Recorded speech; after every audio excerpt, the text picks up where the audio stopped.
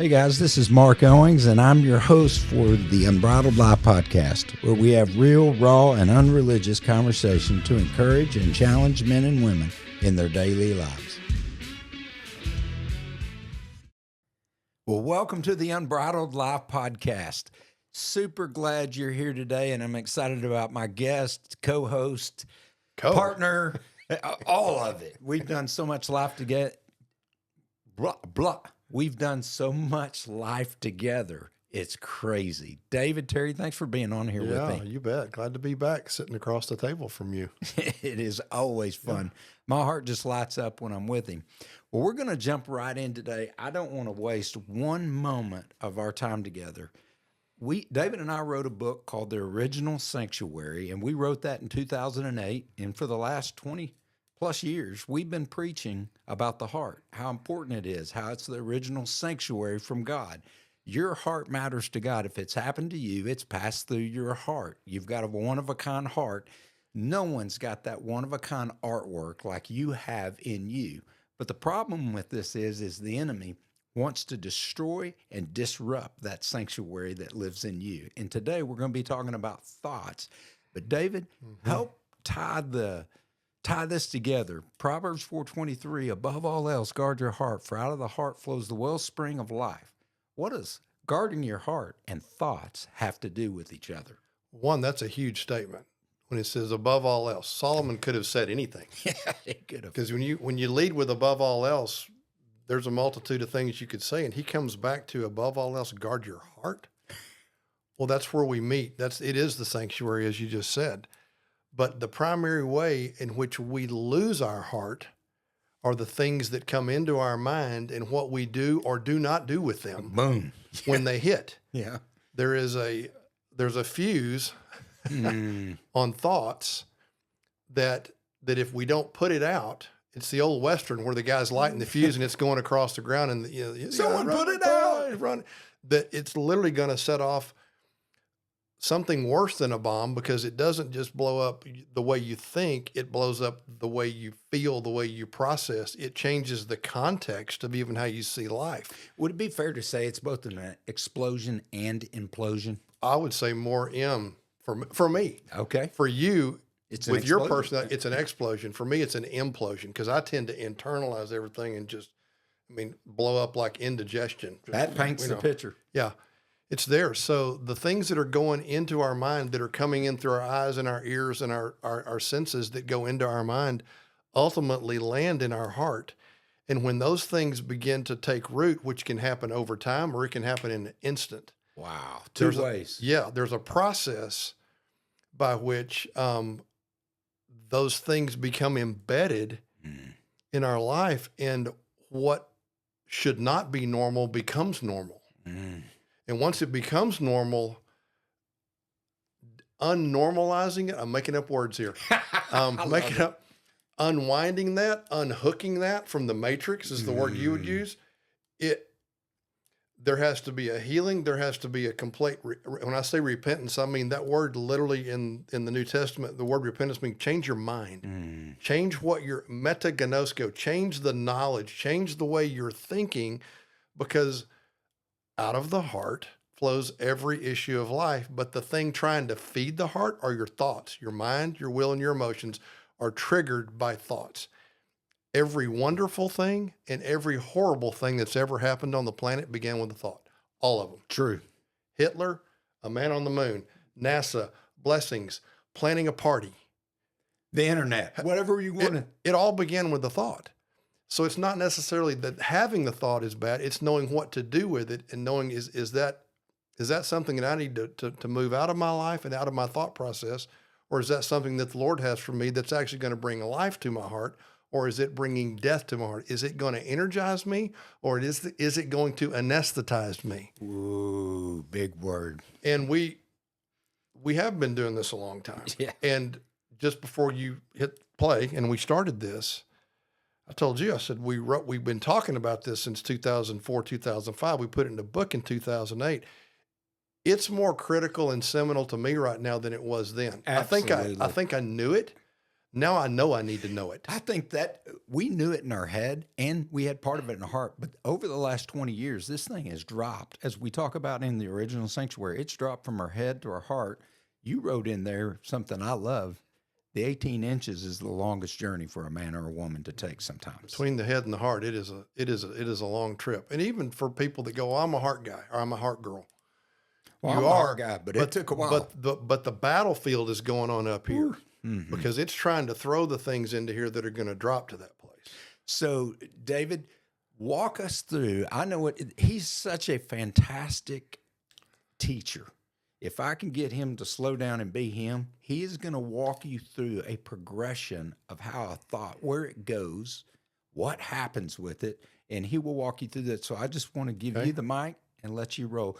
Walk us through. A thought hits us. Okay. What happens next?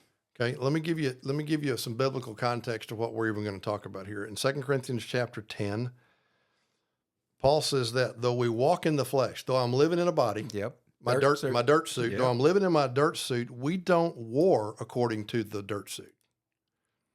For the weapons of our warfare are not fleshly, but mighty in God for the pulling down of strongholds, casting down arguments and every high thing that exalts itself against the knowledge of God. And here's the phrase, bringing every thought. Pretty important. Bringing every thought into captivity to the obedience of Christ. There is a progression in which we get grooved in the way that we think. And to just put it into a bumper sticker, it is this: a thought becomes a belief becomes a feeling becomes an action. You act on that feeling, and over time, that action becomes an ingrained behavior. Well said. It grooves your brain so that when that particular instance happens again, it sucks you back to that memory when you were 9 or whatever that moment was, and you've always responded that way, and it grooves our response patterns, and it even teaches us how to feel, which is kind of scary. Because that original thought, if it came with trauma, what you felt like in that moment, it reminds you of the emotion and it takes you back to that emotion and you respond to it again in the same way that you responded to it originally. But this time it's easier because now you're used to the feeling. It's become the pattern. It becomes normalized. Yep. So a thought becomes a belief becomes a feeling becomes an action, and an action becomes an ingrained behavior. What comes in as a thought, it's at this point that you have to take it captive. Because if you take the thought and push it out of your mind, you can't believe it. I mean, that sounds really simple, but it's not. Because it's super hard. Once it becomes a feeling, how many of us have bowed down to our feelings? I used to worship, and I still fight that. I want to go worship what I'm feeling because if I feel it, it must be true. If you believe the thought is true, and I will tell you, even in this sequence that I'm talking about, a thought, a belief, a feeling and belief can get switched. And they can both happen so fast, they happen in the exact same moment. Wow. So your belief and feeling can flip. It happens, impact. It does. And because we're emotional human beings, the feeling validates that it's true, even if it's a lie. Absolutely been true. Because when you feel it, if you feel embarrassment, if you feel stupid, if you feel dumb, if you feel ugly, if you feel the emotion just validated the thought and the belief. And so if I feel like this, how could it possibly not be true? If it's a lie, why does it feel so true? Because your mind and your will and your emotions are all wrapped into this beautiful thing that God put in you, but the wrong thought in there is like poison. And they partnered with it. They partnered with it. You believed it. The feeling hit. And so you begin to act upon that. And very quickly it becomes just a habit. It becomes an ingrained behavior. Yeah, completely. Another short little bumper sticker, and I like to simplify things. I'm not simple, but I have to simplify things to understand them, is typically these come in two different ways. Okay. They come with just a slow drip of information, of unrealistic expectations, of other people's expectations of you as a kid, from a boss, from a teacher, from someone in authority and influence over you. You picking on me right now about expectations? Yeah, I've wrestled with that one. It's just your So word. I true. just picked it up. Yeah. But there's a slow, steady drip over your life of words that happen, and it happens over such a long period of time. You don't realize it's moved in, and that thought has become a belief, and you've now created a context of your life and what you believe around that moment.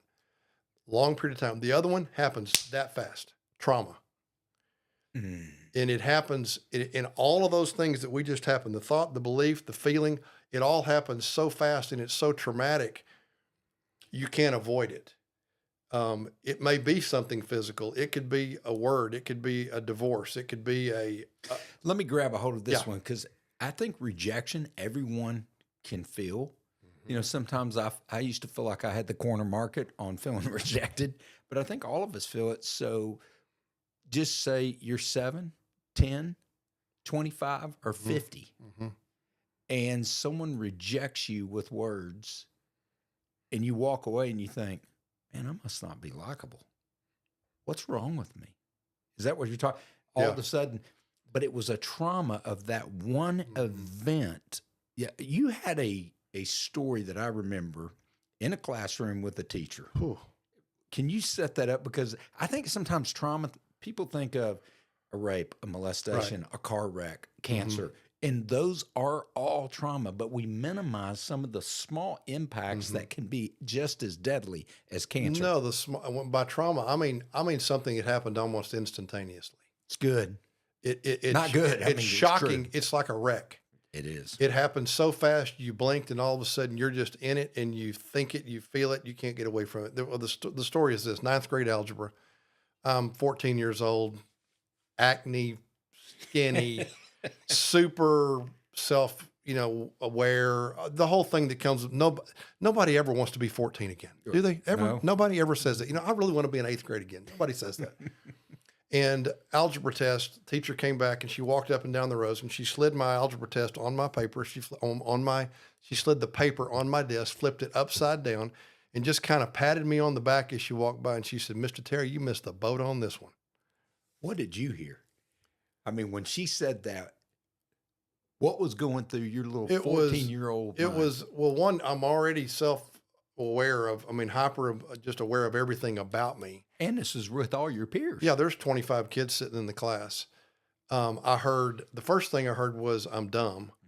The next thing I feel is the emotion of the embarrassment, and the shame's a strong word, but it's like it starts at the top of your head and it goes through you, but it happens that fast. Nanosecond. And so the combination of the speed of that, the embarrassment of that, the disappointment of that, the word that I heard was, it wasn't that I missed the boat. My brain immediately went to, well, I'm going to miss all the boats. Oh, wow. I mean, it goes there that fast.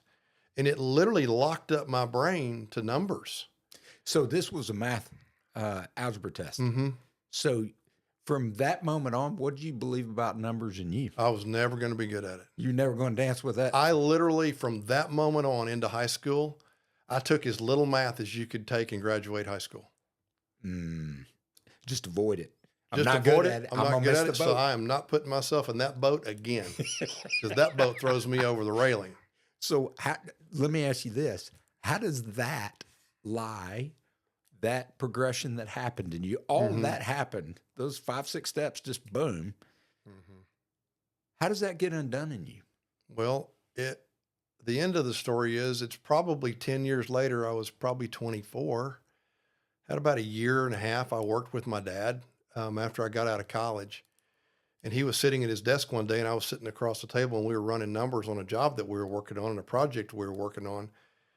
And in my mind, I was kind of rounding the numbers up and getting to the answers about as fast as he was putting them in the calculator, but I didn't think anything about it.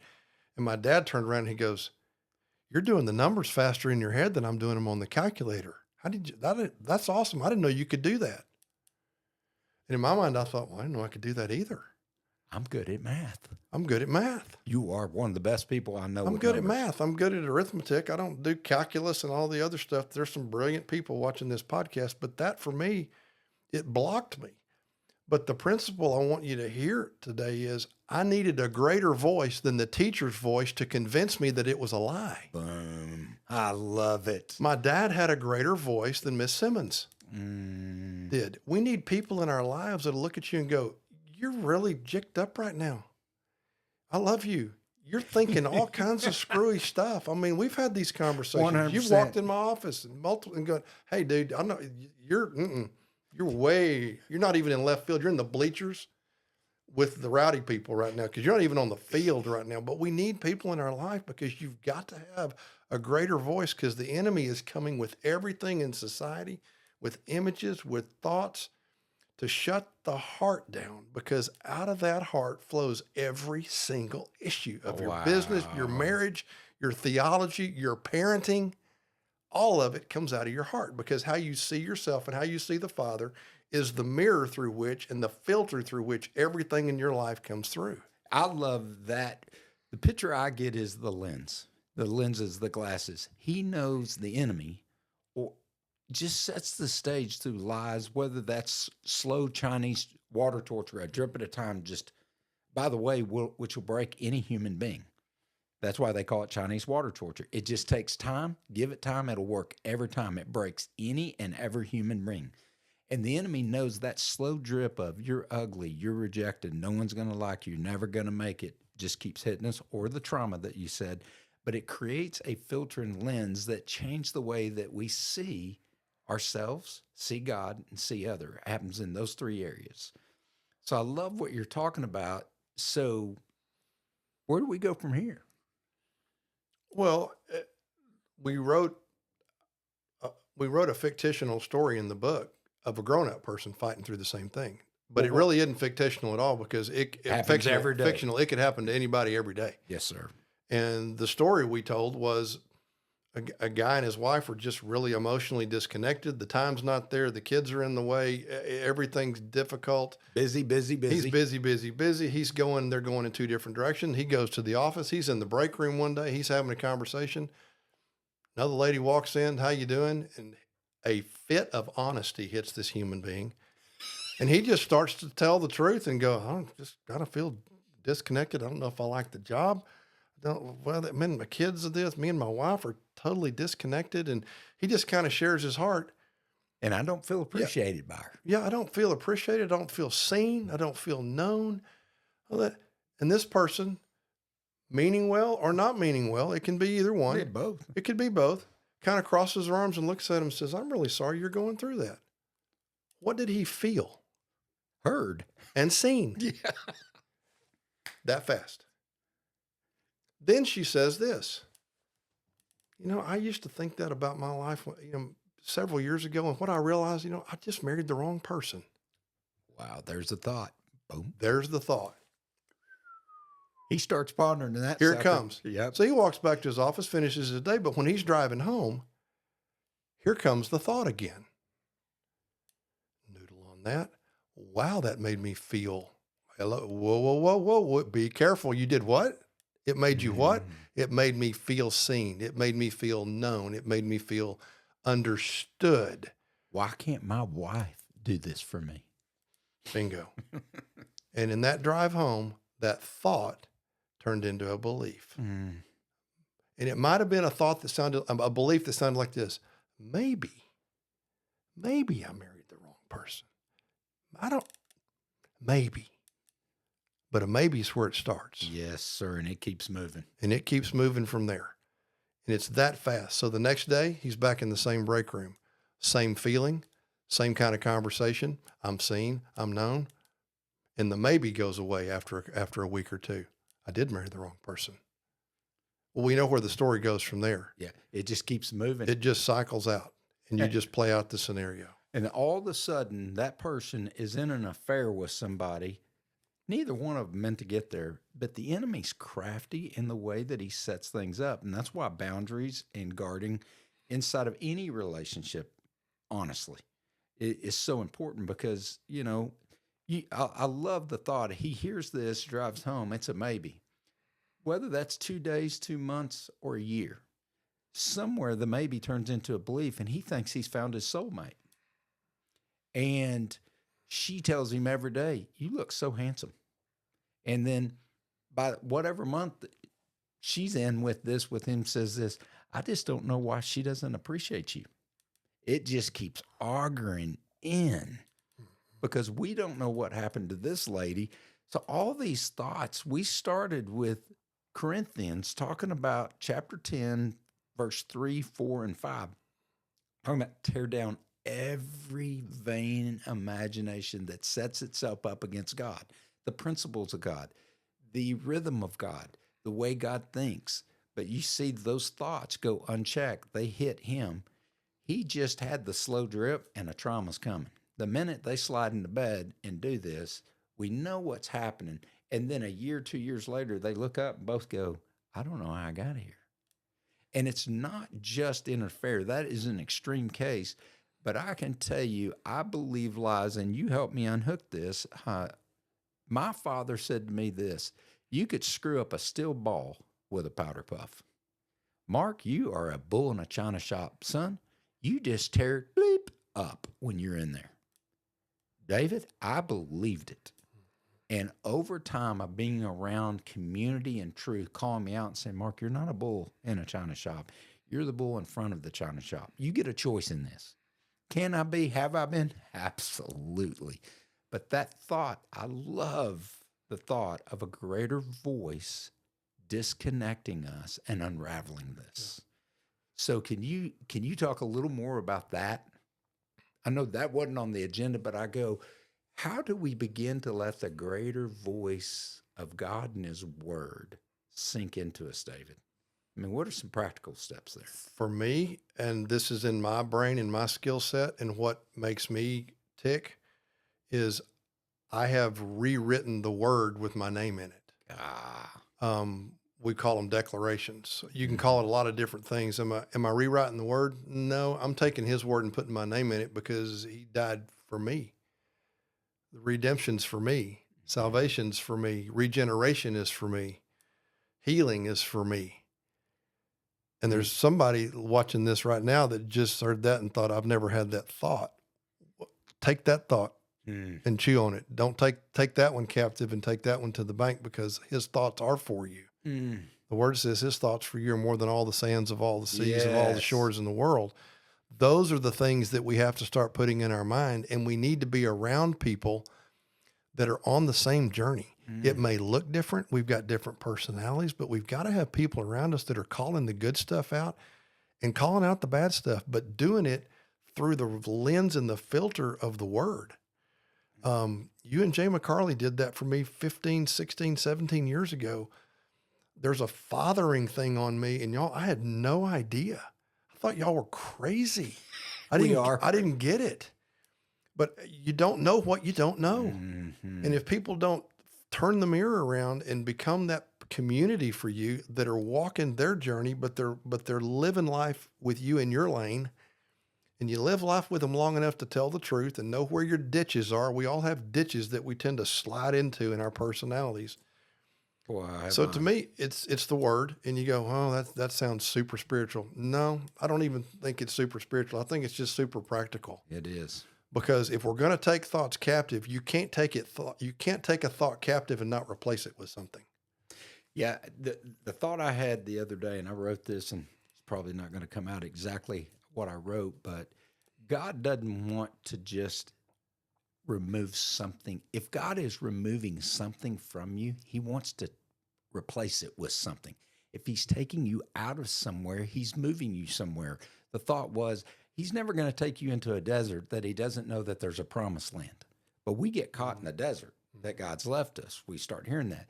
But when we spend daily time reading his word, understanding the nature and character of God, which is love, and people read the Old Testament and he looks homicidal, genocidal, crazy.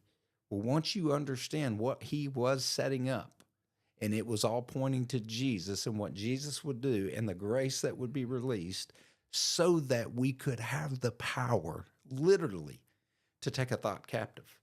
I've started realizing this, David, if it lasts longer than 15 seconds, it's too long for me. And you know the journey. You talk about Jay and I and hooking you. for years, anger or intensity was just a go-to for me. And I honestly, walking as a Christian, a preacher, a communicator, leading a ministry, felt defeated. And then I tried to label it as passionate. I heard Bill Johnson say this: if you don't deal with the unvirtuous things, you'll actually name them a virtuous name. I went, holy crap. Wow. That is what I did. I'm just passionate. I'm just intense. No, you're out of line. You are not speaking in love and truth. But I had to get back to believe that God could unhook me, and I needed his voice to tell me, let's walk through this. And I actually had to go to counseling. Me too. Yep. And I'm talking recent for you, those of you out there. I do a ton of counseling, but I go to counseling. I want counsel, and counsel is in the Word. If you're going to win wars, you need counsel. And I hear a lot of people saying, you don't need counselor, you just need the Word. Well, let me tell you something. Sometimes the Word comes alive through someone else being the hands and feet of Jesus. And I've got some incredible counselors that I go and sit down with that unhook these spikes, these shards, hooks that are in me that start going. David, let's talk about the thoughts. I know what's in the book, The Original Sanctuary. In World War II, it sounded different than any other war. Why is that? And tie that back into what it can feel like on thoughts that we get barraged. Because we live in a society that it's everywhere. Yeah. Well, that particular war that we talked about just briefly as an illustration, things were moving at hypersonic speeds that had never moved at hypersonic speeds. So soldiers could hear missiles coming before they got there. Yeah. And they got good at it. You know why? Because you died if you didn't. It's just super practical. You learn to pick up orientation. You know where the wind's coming from all the time. You can tell where the clouds are moving. And you learn the sounds of what incoming things sound like. Because they're watching people blow up. Yeah. So how do you translate that to us? Well, I learned this from you. You got to know what you're not good at. You got to know what that thing is that sits outside your door every day that it may master you.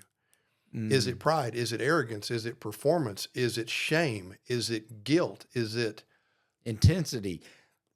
Not being loved, being passionate, whatever it is. Fill in your blank. And you say, well, I can't fill in the blank. Have you talked to people that know you very well? That's most of the reason why we need counsel. Hey, there was a good incoming that should blow you up.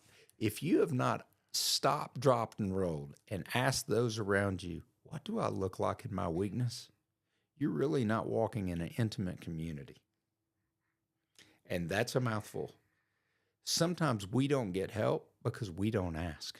And we just grumble our way through it, kind of gritting our teeth. And I love that, David. This when you think, go back to Saving Private Ryan and think about all those bombs and bullets, and it's warfare. David, that is the freaking picture of 2024. For sure. It's for every year. It's like billboards, TV ads, homosexuality, transgender, the political thing. God, it's everywhere. Yeah. And if you don't get in the original sanctuary of your heart that was built for just you and Jesus, you're going to get blown up. Because the enemy's been studying us, and we could talk about this for 6 more times. David, I'm going to let you have the final words on this. If we take the next 5 minutes to close this, anything you want to say in this, because I can hear people saying this, okay, you got me. I see the areas that I think, and I see the progression, the thought turning into a belief and a feeling, an ingrained behavior. And David, what would be the greatest advice? Because you fought we'll call them demons, whatever. How did you walk out of it? What were the practical tools and steps, or anything else you want to share on this? Because I think this is such an important topic that needs to be talked about around the family table. We need to teach our kids this. Hey, it all starts with a thought. Hitler started with a thought, and all of Germany was, until 11 million people died, exterminated at his thought of a superhuman race. It's horrible. When we look at Nelson Mandela, he sat in a jail cell and he had every right to get out of that jail cell and become president and get him back. Something, and I don't know if Nelson was particularly. I don't think he was a Christian. I don't know if he was or wasn't. But I can tell you this, he got a hold of a truth about forgiveness, and he had a thought in there, if I get out and do this, this is going to continue for the next 100 years. Nelson got out with a thought of forgiveness and brought a nation together. So that thoughts can be destroying or unifying. Last thoughts. Well, one, and you've heard me say this, thoughts either consume or create. Wow. That's all they do. There are very few things that we think about that are neutral. We think it is. So with that in mind, realize this, people, your brain's never in neutral. So you need to, one, for me, self-assessment, self-evaluation. What is it that's sitting outside my door? What is the thing that throws David into what I call vain imaginations? There you go. Where I play out these scenarios of things that just create anxiety and angst, fear, depression, sleeplessness, blah, blah, blah, all of the laundry list of ugliness that comes from a thought. And 99% of the things that I have spent all this energy working on and trying to figure out never even happen. So that's my bent. So if that's my bent, how do I one, I have to admit it. My deal is performance, perfectionism, and perfectionism looks really weird on me, but I'm not going to explain me, but mine is performance, perfectionism, and expectations. And noodled into there is a lot of still religious stuff and the expectations of the little C church on me.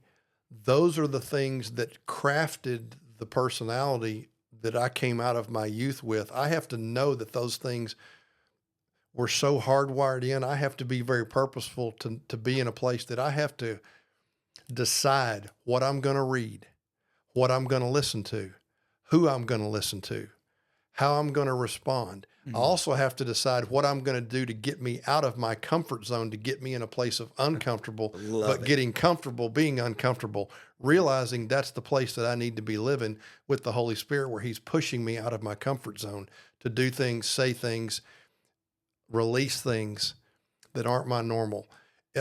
April, my wife, says it like this: you have to walk in the opposite spirit. Ooh, my sister. This is my nature. I'm not walking in my nature today. I mean, I had that thought this morning. It's like, Lord, I've been so wrapped up in this world of trying to get these things done and closed and all that. Would you just put somebody in my world today that is not about me? I took her to the airport this morning, sat down at a restaurant in North Fort Worth, and I'm sitting there, and a couple walked in and sat down, and the Lord gave me a word for them. And I was like, well, this has to be you, because I asked you, you got to get me out of my place today. Get me out of my mind today. Get me out of my space today. Boy, David. Get me out of my ego today. Put something in front of me that I get to say yes to. What is a no yes? It's obedience. What did that word say? Casting down arguments and everything that exalts itself against the knowledge of God, bringing every thought into captivity to the obedience of Jesus.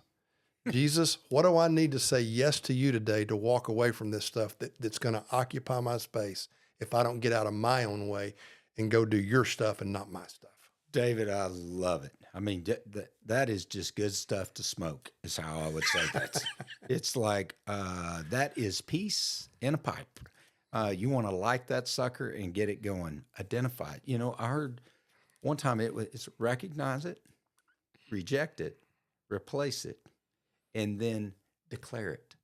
And I think that process, those steps are the same other steps of a thought turns into all these different things. I think once we recognize, wait a minute, that's not the nature of Christ in me. That's my nature, and it stinks. It's bad. So you've heard it on the Unbridled Life Podcast. What we want to do is pray for you, encourage you. We want you to pass this on, like, share, follow us on social media. And if you have a prayer request, you can send it to me at prayer@ElevateHim.com. or prayer at, what is this podcast? It doesn't matter. The Unbridled Life. The Unbridled Life. I got so excited I couldn't remember. What I want you to know is this. this really does work on the dark side, but it also works on the light side. You're looking at two men that were broken, and God is continuing to repair, replace, and redeem those dark areas of our life. If he can do it for us, he can do it for you. Thanks for joining us today at the Unbridled Life Podcast.